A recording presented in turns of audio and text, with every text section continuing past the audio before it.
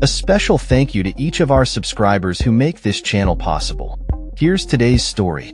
In a landmark announcement, the government has confirmed a national inquiry into one of the most violent confrontations during the year-long miners' strike of the 1980s, specifically focusing on the events of June 18, 1984, known as the Battle of Orgreave.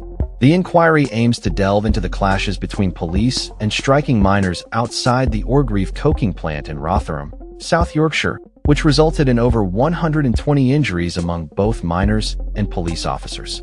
Home Secretary Yvette Cooper, who revealed the inquiry, emphasized that the confrontation has left many unanswered questions for over 40 years, stating, "The violent scenes and subsequent prosecutions raised concerns that have been left unanswered for decades, and we must now establish what happened."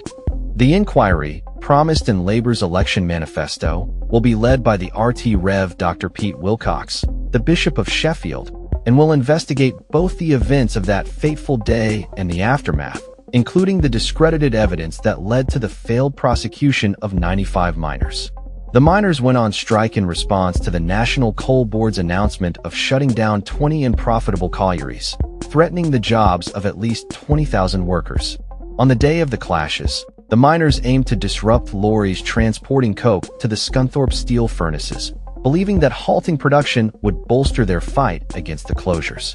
However, they were met with overwhelming police force, leading to a violent confrontation that has been described as one of the most controversial episodes in British industrial history.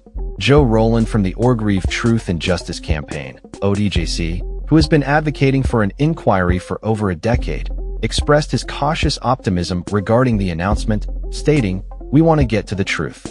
It's been a long slog these last 13 years, and we can't quite believe it." The inquiry is set to begin in the autumn and will have the power to compel witnesses to provide evidence, ensuring a thorough investigation. The Bishop of Sheffield acknowledged the weight of expectations surrounding the inquiry, noting, "I look forward to engaging with stakeholders in the coming weeks over the draft terms of reference." The inquiry has garnered support from various stakeholders, including former miners and their families, who have long sought justice for the events at Orgreave. Kevin Horn, a miner arrested during the clashes, called for a swift and comprehensive inquiry, stressing the urgency given the age and health of many former miners involved.